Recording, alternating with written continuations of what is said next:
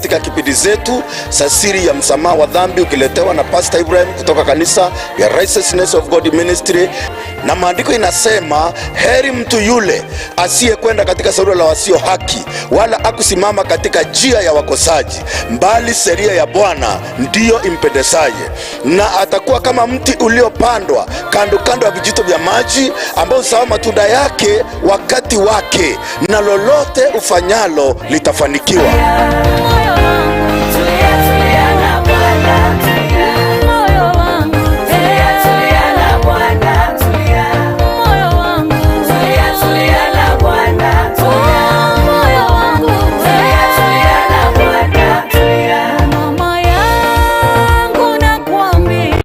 Kipindi zetu. Mpendwa mtazamaji, na kukaribisha katika kipindi zetu za siri ya msamaha wa dhambi, ukiletwa na Pastor Ibrahim kutoka kanisa ya Righteousness of God Ministry hapa Lare.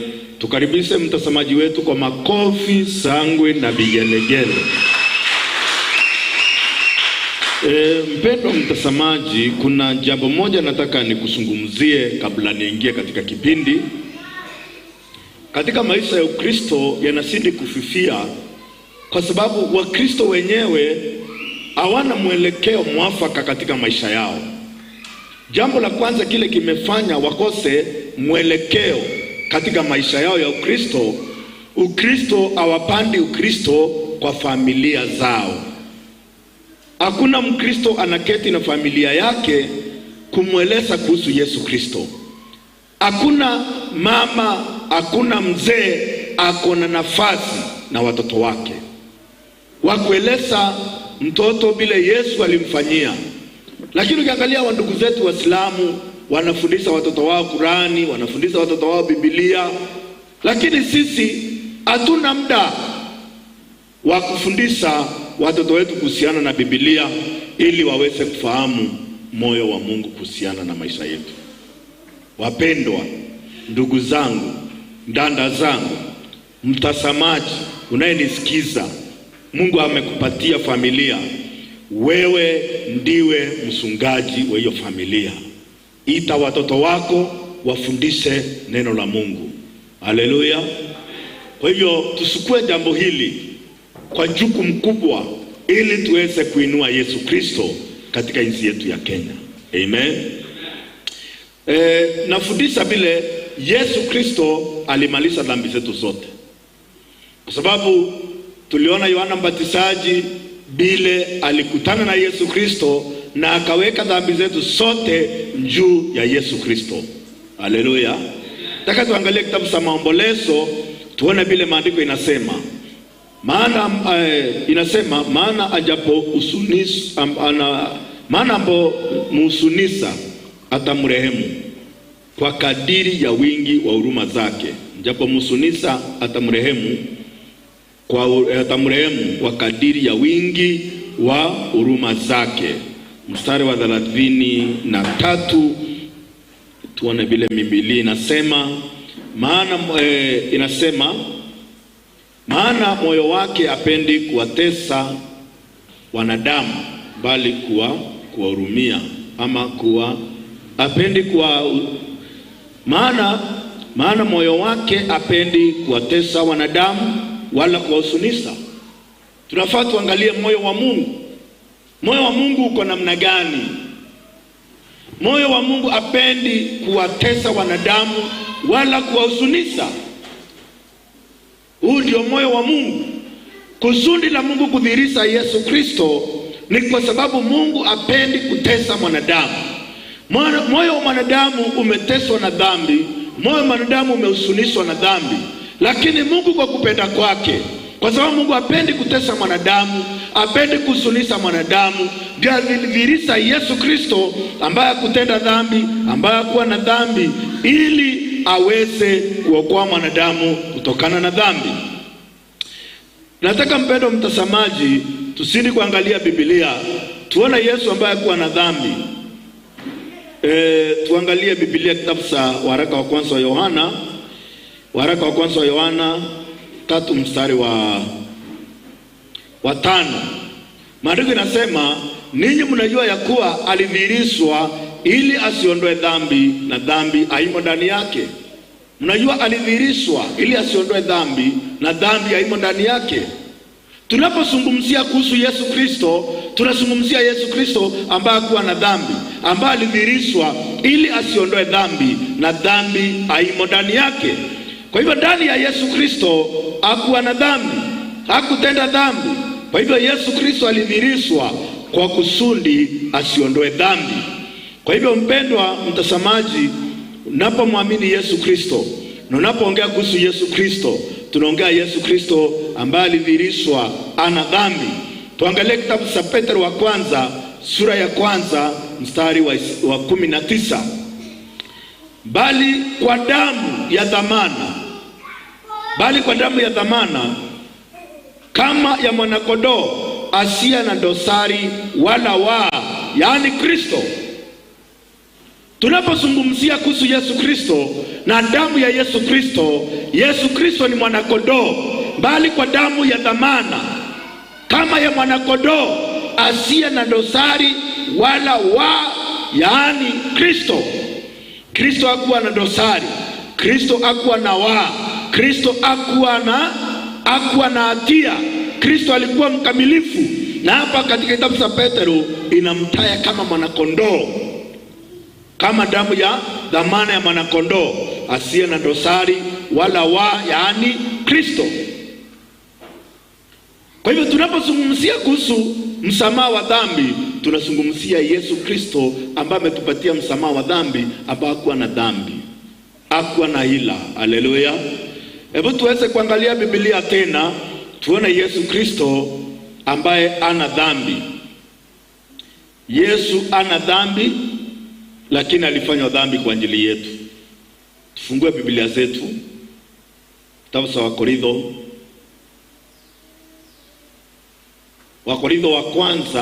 wa pili sura ya 5 mstari 21. Wakorintho wa pili sura ya 5 mstari 21. Yeye asiyejua dhambi alimfanya dhambi kwa ajili yetu, ili sisi tupate kuwa haki ya Mungu katika yeye. Haleluya. Yeye asiyejua nini? Yeye asiyejua dhambi alimfanya dhambi kwa ajili yetu, ili sisi tupate kuwa haki ya Mungu katika yeye. Kwa hivyo Yesu alifanywa dhambi.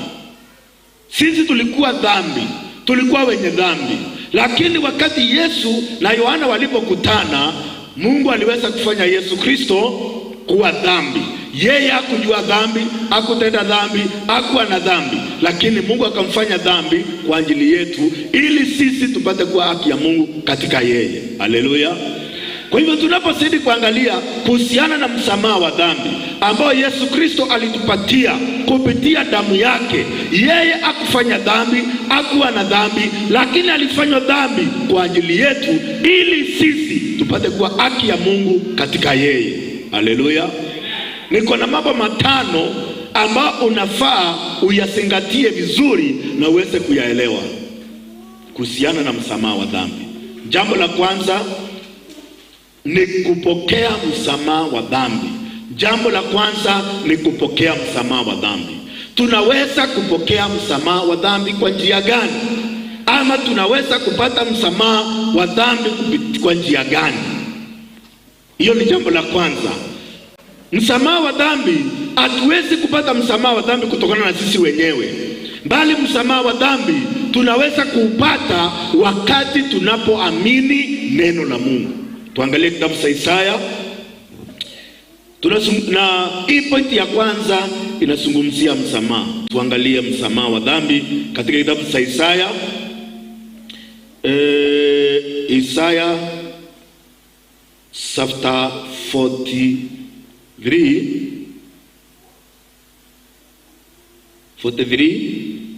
verse 25.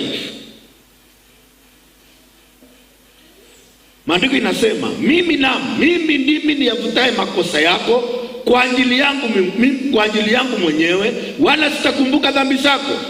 Maandiko inasema mimi ndimi niyavutaye makosa yako kwa ajili yangu mimi mwenyewe, wala sitakumbuka dhambi zako.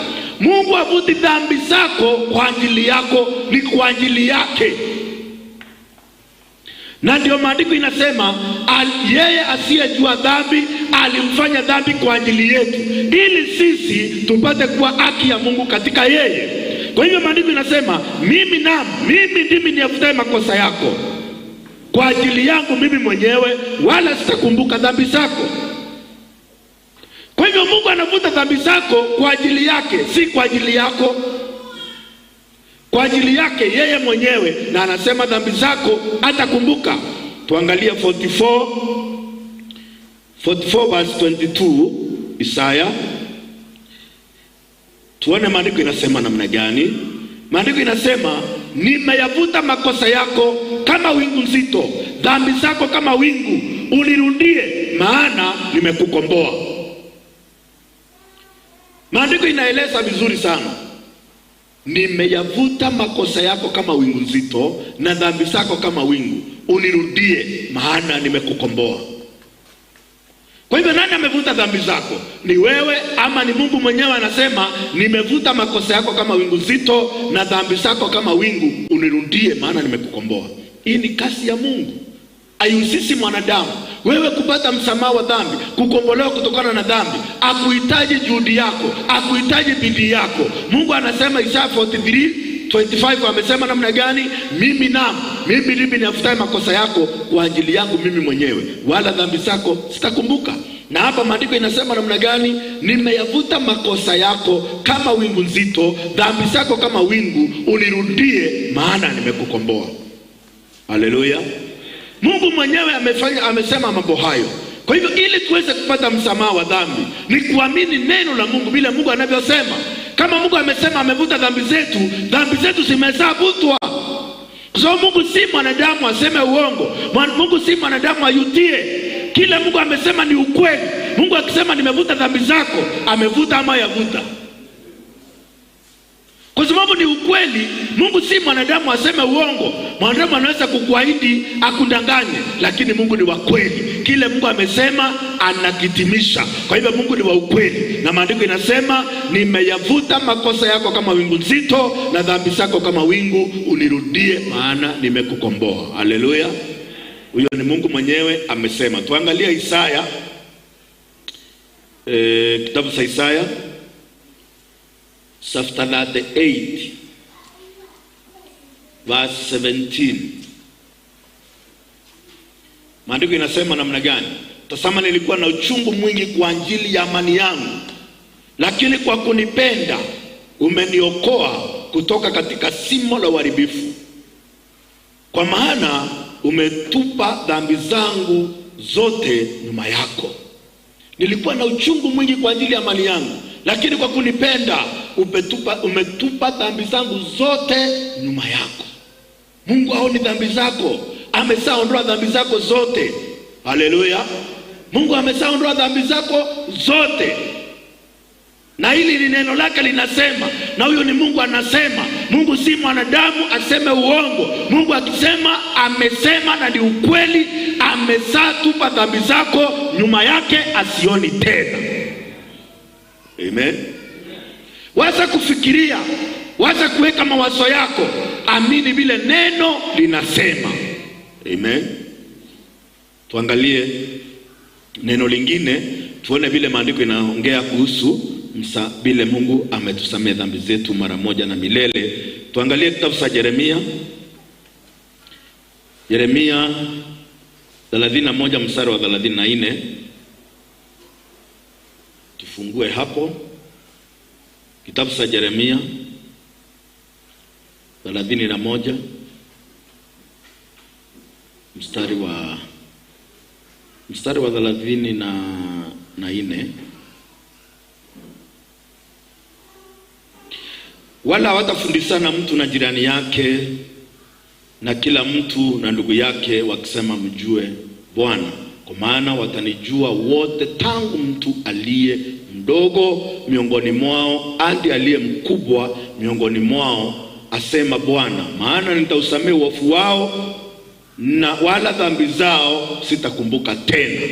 Kwa nini hawatafundishana kila mtu na jirani yake, na kila mtu na ndugu yake mjue Bwana? Kwa sababu gani? Kwa sababu kila mtu atamjua Bwana. Nini imesuilia usimjue Mungu? Nini imekusuilia usimjue Bwana? Ni dhambi imesuilia usimjue Mungu. Umeshindwa kujua moyo wa Mungu. Kwa sababu gani? Kwa sababu ya dhambi. Naye Mungu amesema hawatafundishana mtu na jirani yake wakisema mjue Bwana, maana nitawasamehe uovu wao na dhambi zao sitakumbuka tena. Haleluya. Wakati dhambi zako zimeondolewa, unaanza kujua moyo wa Mungu, unaanza kumjua Mungu. Kile kinafisa uso wa Mungu, na kile kimekutenga wewe na Mungu ni dhambi na maovu yako. Isaya 59 verse 2, maandiko inasema namna gani? Maandiko inasema maovu yenu yamefarikisha na Mungu wenu, na dhambi zenu zimefisa uso wake asiwaone, hata hataki kusikia. Kwa hivyo dhambi kati ya mwanadamu na Mungu imefisa uso wa Mungu. Mungu akitaka kuona mwanadamu aone mwanadamu. Maovu yenu yamefarikisha na Mungu wenu, na dhambi zenu zimefisa uso wake asiwaone, hata hataki kusikia. Haleluya. Kwa hivyo dhambi ilikuja ikatenganisha mwanadamu na Mungu. Lakini Mungu, matendo yangu mimi ni mwenye haki kwa sababu nimehesabiwa haki bure kwa neema na ukombozi ulio katika Kristo Yesu. Haleluya. Amen. Okay, pointi ya 3 ni kufanyika mtakatifu. Watu wengi wanapinga, wanasema hakuna mtakatifu duniani. Hakuna mtakatifu hii dunia. Ni ukweli. Kulingana na mwanadamu hakuna mwanadamu mtakatifu.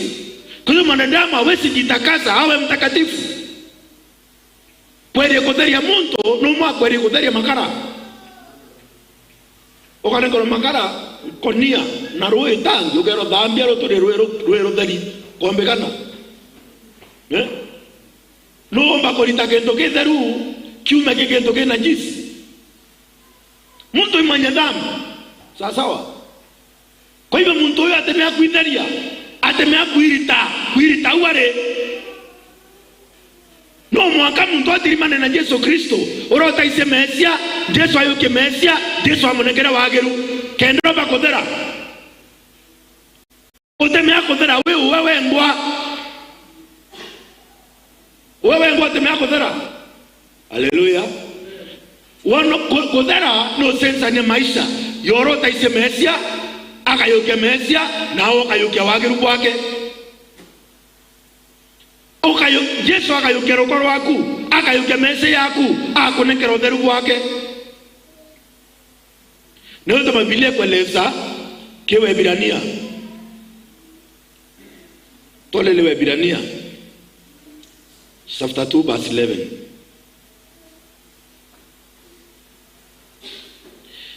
Maana yeye atakazae na hao wanaotakaswa pia watoka kwa mmoja. Kwa ajili ya hii aoni haya huitwa ndugu zake. Kuna yule anayetakaswa na yule anayetakaza. Kwa hivyo mwanadamu ni yule anayetakaswa. Yule anayetakaza ni Yesu Kristo. Kwa hivyo maandiko inasema maana yeye atakazae na hao wanaotakaswa wote wametoka kwa mmoja. Mwanadamu alitoka kwa Mungu, Yesu alitoka kwa Mungu. Kwa hivyo yule anayetakaza ni Yesu Kristo. Amen. Siwezi kuwa mtakatifu kwa sababu ya kujitakaza. Maandiko hapo imesema namna gani? Maana yeye atakasaye na hao wanaotakaswa wote watoka kwa Mungu. Kwa hivyo mimi niko katika pozoni ya nani? Ya yule anayejitakasa ama yule anayetakaswa? Mimi natakaswa. Haleluya. Tuangalie tena Waebrania 10 mstari wa 10. Katika mapenzi hayo mmepata utakaso kwa kutolewa mwili wa Yesu Kristo mara moja tu. Haleluya. Mmepata nini? Utakaso kwa kutolewa mwili wa nani? Wa Yesu Kristo. Mwili wa Yesu uliotolewa dhabihu, katika huo mwili nimepata utakaso kwa kutolewa mwili wa Kristo mara ngapi? Mara moja tu. Haleluya. Kwa hivyo mimi ni mtakatifu kwa sababu nimejitakasa? Hapana, mimi ni mtakatifu kwa sababu ya mwili wa Yesu Kristo uliotolewa mara moja tu. Waebrania 10 mstari wa 14. Mstari wa 14. Maana kwa toleo moja amewakamilisha hata milele hao wanaotakaswa. Sio wale wanaojitakaza, wale wanaotakaswa. Amen. Tuamini Biblia vile Biblia inasema. Tuanze kuamini mawazo yetu. Tuanze kuamini wanadamu. tuamini vile Mungu anavyosema. Mungu akisema umetakaswa, umetakaswa. Amen. Tuangalie pia neno lingine, tuone vile Biblia inaongea kuhusu kutakaswa. Tuangalie kitabu cha Wakorintho.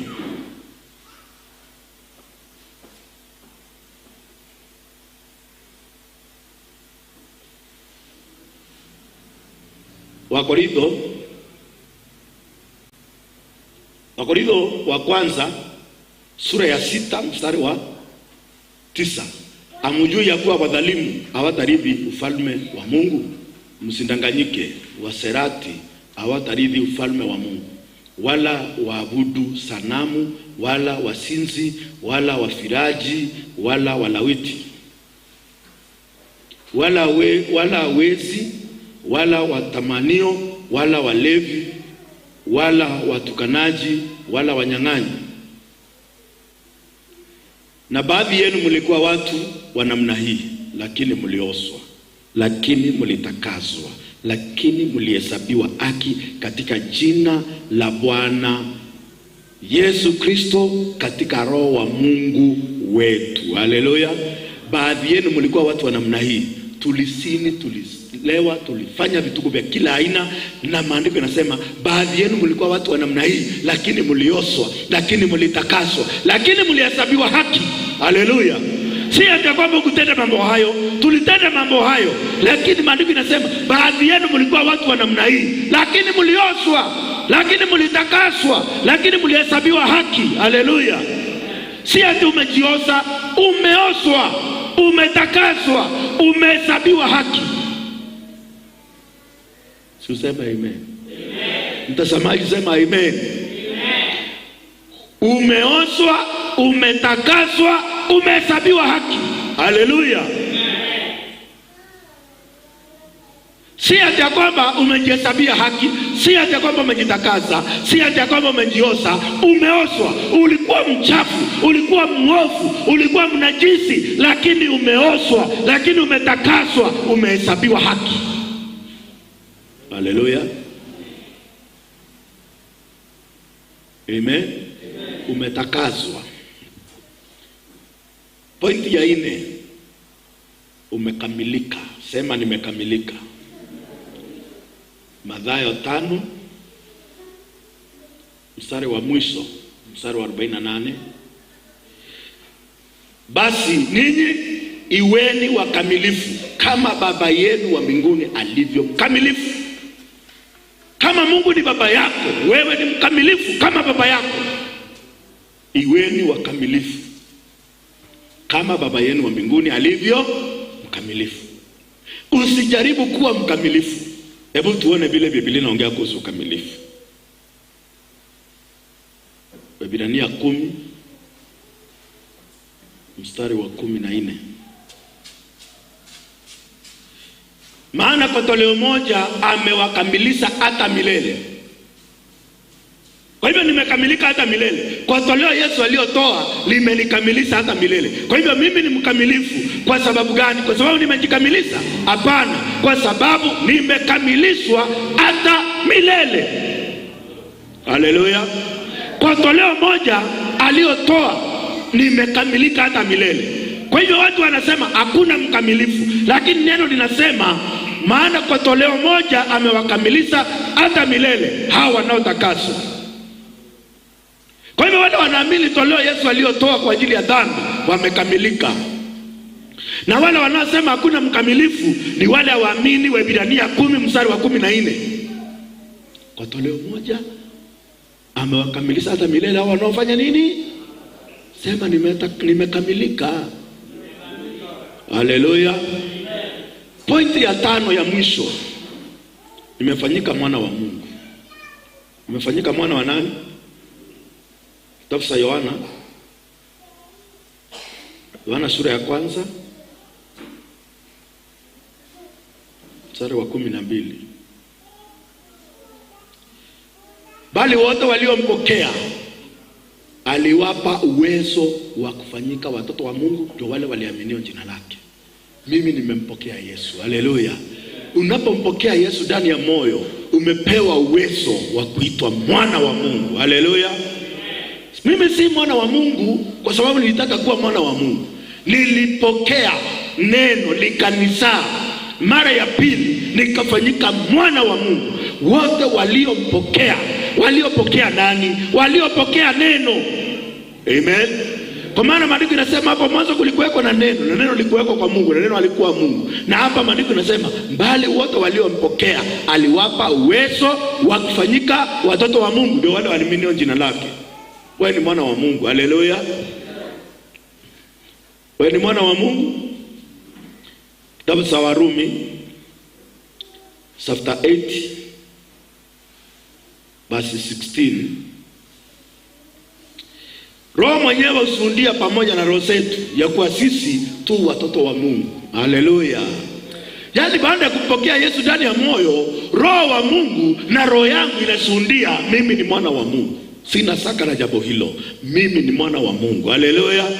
Sijui kama uko na shaka la jambo hilo. Roho wa Mungu anashuhudia pamoja na roho zetu ya kuwa sisi ni watoto wa Mungu.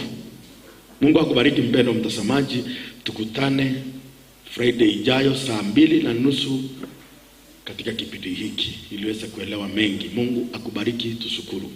Mtakatifu mkombozi wetu Yesu Kristo, tunakushukuru, tunakuinua, tunakupa sifa kwa neema umetujalia kusoma neno lako. Tunaona hayo mambo matano: bila Bwana majeshi umetusamehe dhambi zetu, bila umetuhesabia haki, bila umetutakaza, bila tumefanyika watakatifu, bila Bwana majeshi tumekamilika, na bila tumefanyika wakamilifu hata milele. Tuna moyo wa sifa, na bila tumefanyika watoto wako tuna moyo wa sifa na moyo wa shukrani. Bwana majeshi, watoto wako wote ambao wameamini neno hili, hebu likawe msingi na imani ndani ya mioyo yao.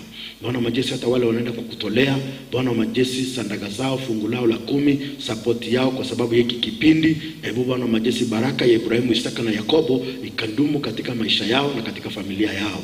Bariki kasi ya mikono yao kulingana na ahadi yako, kasidi kuondolea magonjwa na visirani katika maisha yao, ili wakaweze kuishi kwa furaha na amani. Bwana majeshi, yoyote anayejitolea katika hiki kipindi kwa sababu hiki kipindi, usimsahau. Bariki kasi ya mikono yake, muinue kutoka chini, umweke juu. Akawe kiswa asiwe mkia. Kaondoe magonjwa, kaondoe mikosi katika maisha yake, akaishi maisha ya furaha na amani anapokutumikia kwa wingi wa mali uliompatia. Asante kwa sababu ya neno la siku ya leo. Mpendwa, na Mungu asindi kukubariki unaposidi kufuatilia programu hii. Kwa imani katika jina la Yesu Kristo tunaomba. Sema amen. Mungu akubariki. Tuage mtazamaji kwa makofi, sangwe na vigelegele. Amen, amen. Mungu awabariki. Mtatoa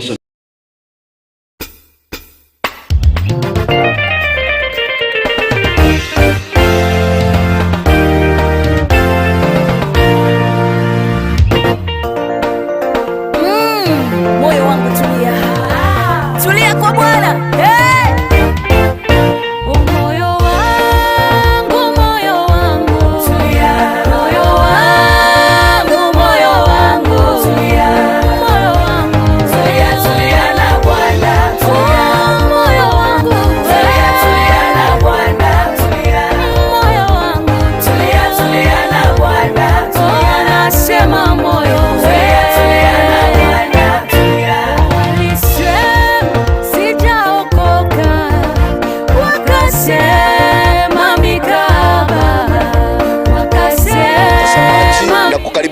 katika kipindi zetu za siri ya msamaha wa dhambi, ukiletewa na Pastor Ibrahim kutoka kanisa ya Righteousness of God Ministry. Na maandiko inasema heri mtu yule asiyekwenda katika shauri la wasio haki, wala akusimama katika njia ya wakosaji, mbali sheria ya Bwana ndiyo impendezaye. Na atakuwa kama mti uliopandwa kando kando ya vijito vya maji, ambao huzaa matunda yake wakati wake, na lolote ufanyalo litafanikiwa.